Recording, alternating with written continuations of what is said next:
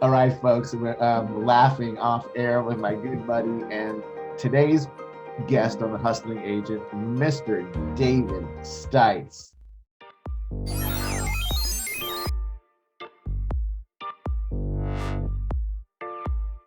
David, how are you? Doing really good, man. I appreciate you having me on today. It's really good to see your face, man. I appreciate you having time and being able to do this because I think we'll have fun and our listeners will get something out of it. So, David has a team, an amazing team in Menifee, which is not Temecula, I just found out, But it's close. but it's close.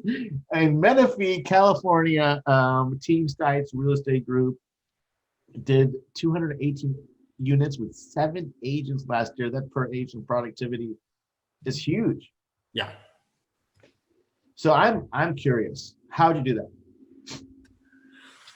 So I get that question a lot. So I should say that's with 7 producing agents. We have more agents, but some agents are just onboarding or some are, just, graduating and going over to our brokerage side. So that's with 7 producing agents. You always have 1, 2, 3, 4 agents in the work, training, onboarding, learning the Sure, systems, but they're not producing yet, right? sure. Um, Really, what I have focused on building the team is putting back into the team and the training, the weekly training, the daily training, the monthly training that it takes to get agents up to that point of productivity. It's a lot of work. You've ran a team for a long time. I think I'm 4 years in now, and I think that's maybe one thing that's helped Sandy and I a lot is we failed a lot. It's been 4 years of growing pains and learning. And right when you think you've got it, life has a way of knocking you down a little bit Yeah. and you got to go and rebuild a little bit. But, it just training, we do our daily huddles. We get on the phone at 7 a.m. Monday through Friday, 7 o'clock. And, this morning we went over a few things that I learned in Clubhouse from the last few days, which has been a cool new thing to jump on and learn from. And that's been a pretty valuable tool. So Yeah. this morning we were getting them all logged on and, downloading the app and getting signed up for that. So it's just something, every single day, 10, 15 minutes on the phone. You and I both know it's to get them up, it's to get their brains working, it's to get them out of bed to get to the office and get working. But that's been another big thing, and I just touched on it, is the office.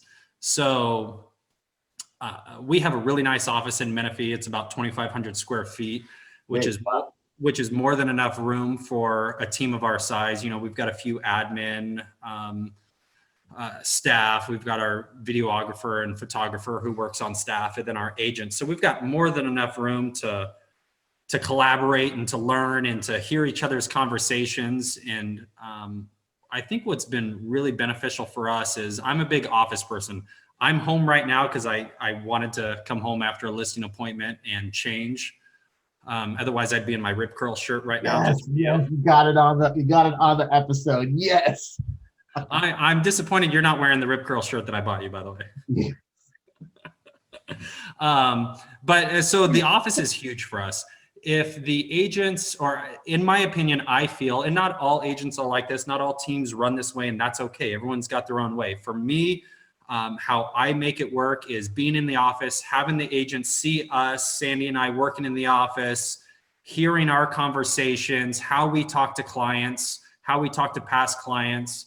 I really feel it helps them have the confidence to make those similar phone calls and conversations for their clients and their leads coming in, which is huge for us. So culture is, if you know anything about our team, culture is huge. So I only want fun people who like to work hard and to have fun. That's it. That's my prerequisite. If you don't work hard, you're out. If you don't like to have fun, you're out. It's got to be a culture fit, and you got to be a hustler too. You got to want it.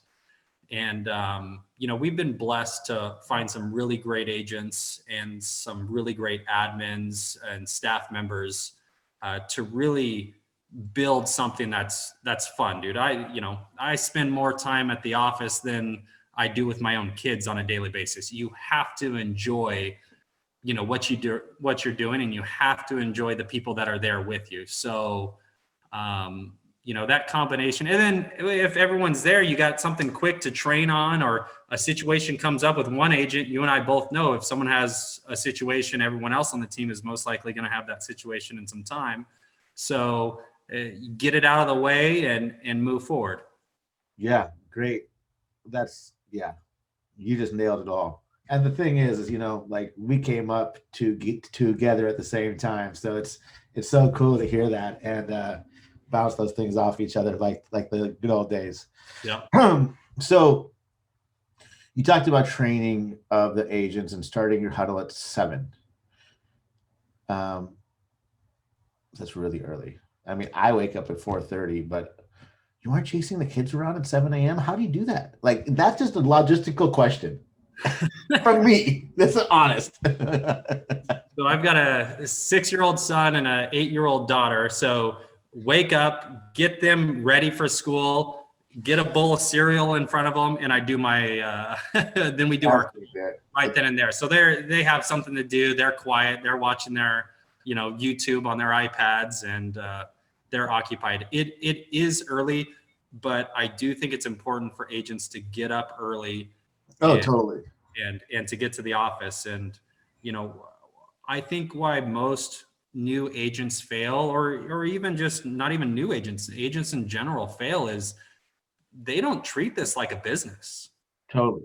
They treat real estate like a hobby, and that's okay. If you want to do just, what you want to do in a few deals here and there, you can do that. And really, there's some people that do that and still sell a lot of homes. They're, maybe very good in sales, or very good people person, or they have a huge sphere. Sure. But I'm talking about the majority of the population of real estate agents. If they just treated this like a career, like a business, man, they would be so successful. We see posts on, different social media sources, lab coats, and, asking how agents make, 6 figures a year. I think there was one today that popped up, and I was laughing at some of the responses on there. But just answer your phone every single day, get to the office, at 8:30, stay there till 4:35. Yes.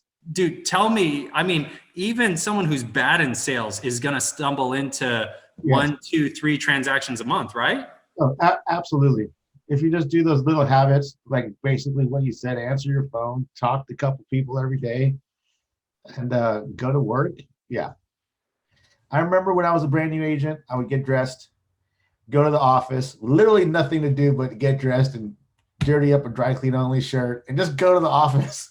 And I got deals. And if I didn't get deals, I think you just nailed it too, is I got knowledge through just osmosis, right? Just being in that environment and getting up to warm up my chicken and rice. I talked to 3 agents who sold way more houses than I ever did. So being in the office is huge.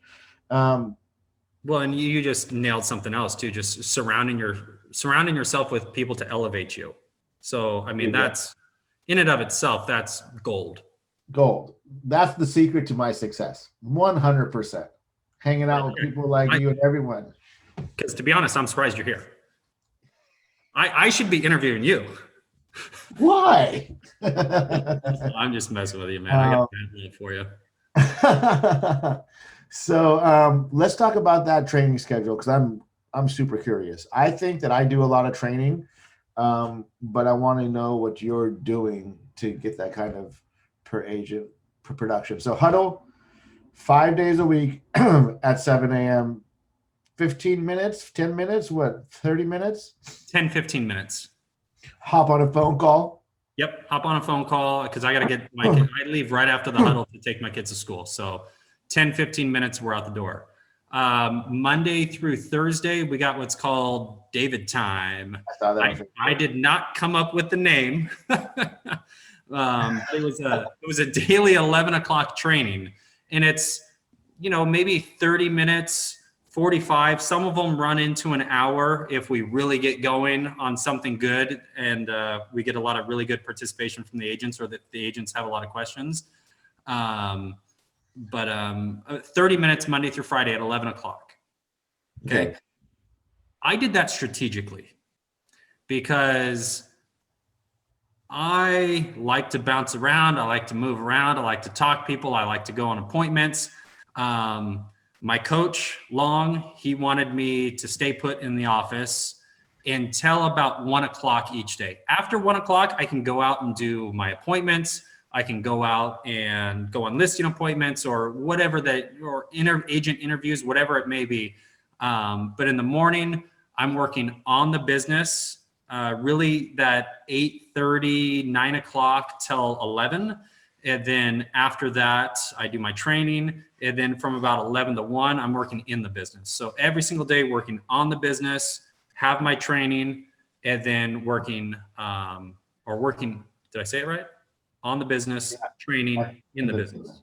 Dude, and then appointments. That reminds me of a Trello card I got given once.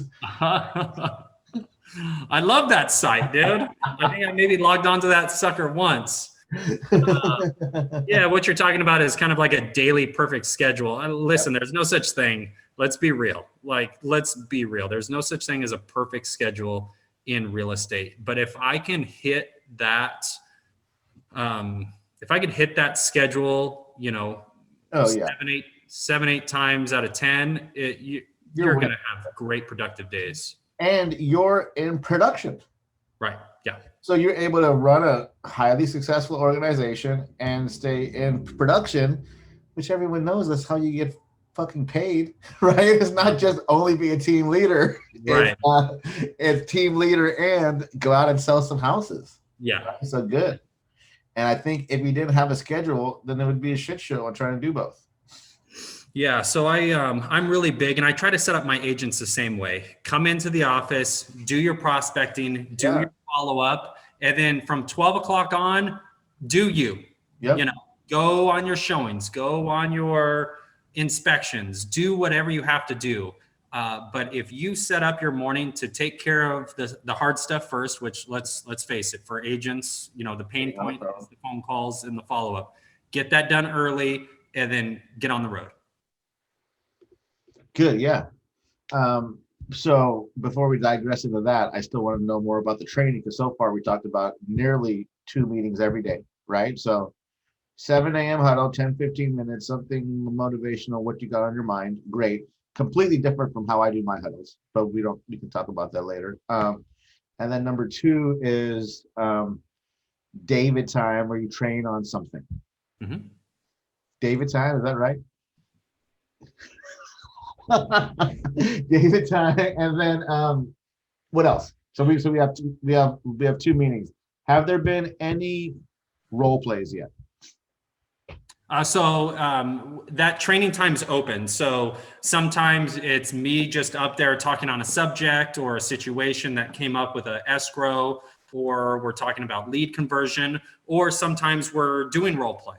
And then sometimes on our huddles, we do a little bit of role play as well. So we kind of mix it in. It's something a little bit different every single day. I started this last year, and my coach at the time was Brian Curtis. I think you might know him as well. He called me this morning at 6:15. There you go. So I started this, and I love Brian because he's so to the point and he's so real. He's like, David, that's great. You're going to run out of things to talk about. And at the time I was like, no way, no, that's not going to happen. It took about 3 months. And then every single day I'm like, hey guys, 10:55 rolls up and I'm like, what should we talk about? Yeah. Right. So we started taking it to daily things that just come up on the random, and really go there. And then we also ask the agents, what they want to train on, what they want to do, and all that kind of fun stuff. So that's the training. Do you have any weekly sales meeting? So we run a office meeting twice a month. So the second and fourth Thursday, first and third Thursday of the month, we do our sales training essentially. but really that daily training is where the money's at. It makes the agents, where do the agents have to be to get that training? At the office. Right. So it gets them there, and it's a little break in their schedule. Hey guys, get there 8:30, 9 o'clock, do a couple hours of follow up, and then let's do a little bit of training. So it's like a nice little break for them. We can look at their numbers through follow up boss, see how many phone calls they made, and that's not talking one-on-ones. We have one-on-ones about once a month or so. We try to do them twice a month, but sometimes it's hard to nail everyone down. So it usually comes out to about once a month with the one-on-ones. I like it. I like it. Our schedule now is, because from coming up with the same thing, our schedule for the agents kind of went like this, which is good, right? Which makes this more fun. Is I'm doing a huddle every day, and it's at a selfish time of 9 a.m. Mm-hmm. I wake up early as hell. I have 2 young children too. As you know, I still live on a damn farm and do all my farm shit every day. Wake up and exercise, and by the time if I wake up at 4:30, I can be in front of the computer by 9 and ready to go. So we do the huddle. My huddle is 30 minutes. And did you have any appointments yesterday? How did they go? Who's writing an offer? I try and go down the line. Yeah. 40 some odd agents. I'm not very successful. And then we sometimes we do some role play. Sometimes I do some screen share on Follow Up Boss. And I say screen share, and the relevance here is because my office has been wholly closed for about the last 9.5 months. Yeah. So when agents started going to the office a lot, all the neighbors in the adjoining suites started getting sick. So agents quit going to the office as much, which honestly, I've been pretty comfortable working from home, but to each their own. And without getting into that, that's a challenge I've had, is adjusting to full on from home. Dude, I sat on a damn TV tray the last 6 months with my laptop on it. I finally went and bought a real desk. My desk in my office is sick. I spent a bunch of money on that last year when I signed that lease. TV tray, little small chair, TV tray. My grandpa's desk chair, who's been dead for amazing what we can do, huh? Yeah. So Monday, Wednesday, Friday, huddle at 9 a.m. for 30 minutes. Tuesday, sales meeting from 11 to 12. Okay. Today I had a guest, Anthony LaMacchia, who I don't know if you know him or not, crushing in real estate. He came and presented to my team, and I have all my agents go through his training when they join. So he's great. And then Thursday, my compliance broker presents at 9 a.m. And then Zillow comes in at 1 p.m. and does a presentation. So, and I'm trying to add more stuff. I'm trying to add like 3 times a week role play. But the difference is yours are in the office, which is great for those reasons. Mine aren't. Mine are all virtual. So it's very interesting. Have you guys considered adding like more designated times for doing the role plays?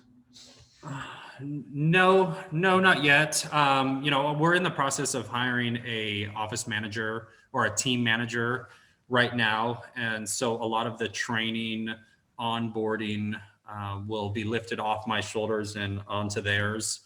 So I'm open to setting set times, and we'll talk to them and see and strategize and see exactly what we want to do.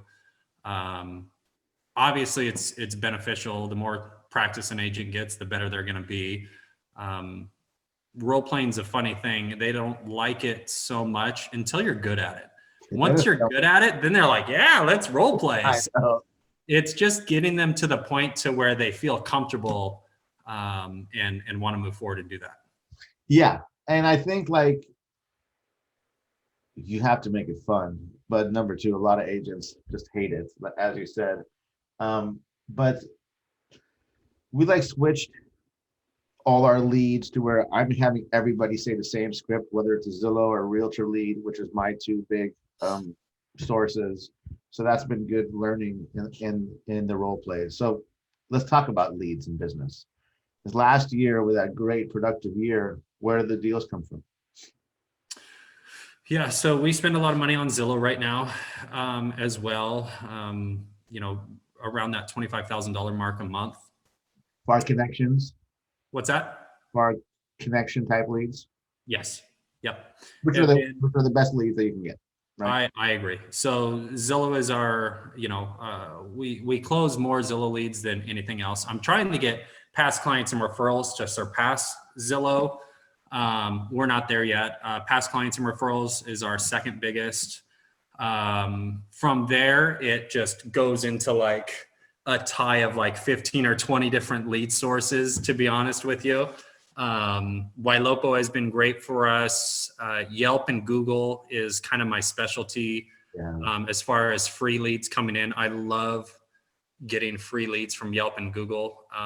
To me, those are probably the best leads, better than Zillow, because someone's done their research on you and they already trust you. So you just got to get them to know and like you, know, like, and trust, and then they're going to work with you, right?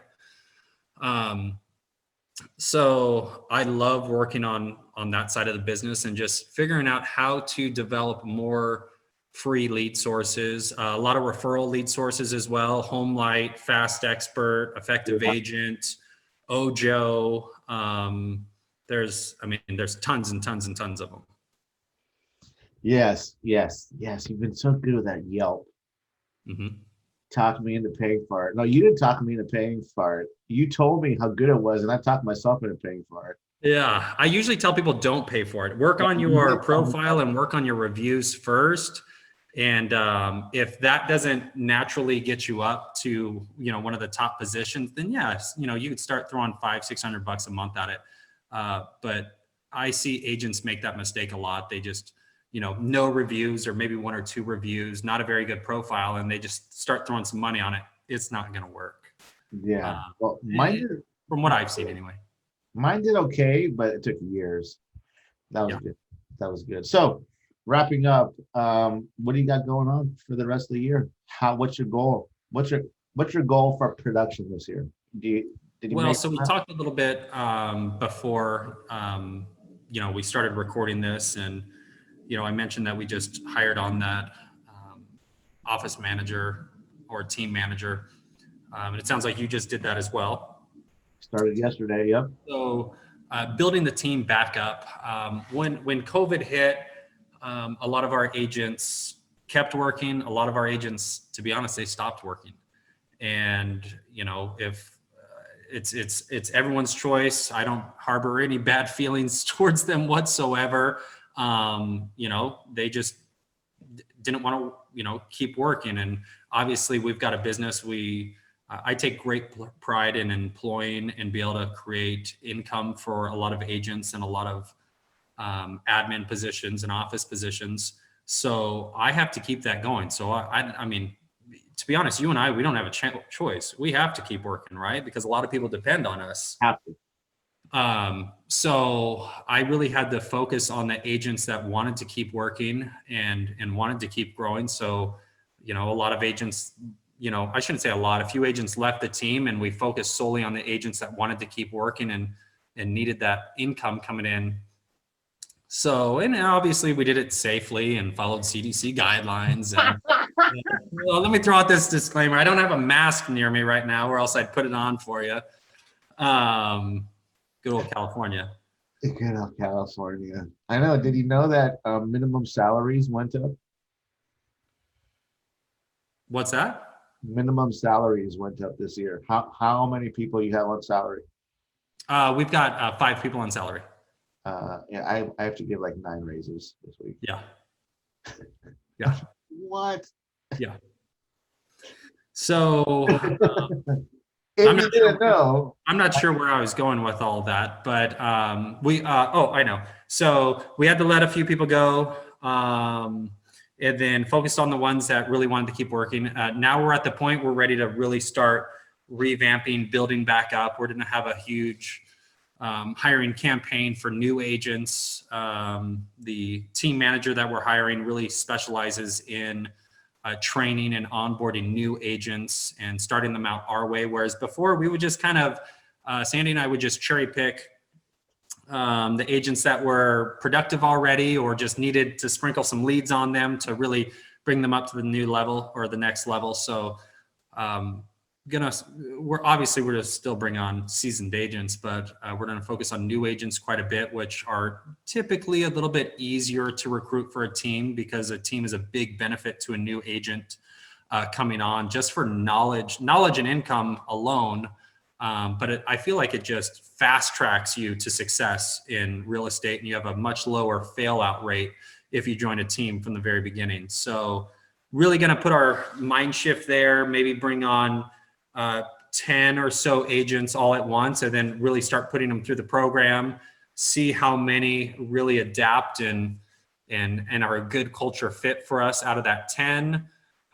Maybe we lose 2, 3, 4, 5, maybe we gain 5, and then keep just building that process. And I'd like to get up to that number about where you're at, that 30 to 48 agent range. I think would be a really sweet spot for us. 1,000 agents on the team. 1,000 would be great, but I'm gonna walk before I run there. Okay, fair enough. Well, man, I'm so happy that we had this time to catch up. Same here, buddy. It was really good to see you. Yeah, so I'll put this out soon, and thanks for coming on. Well, actually, let me stop. There's one last question.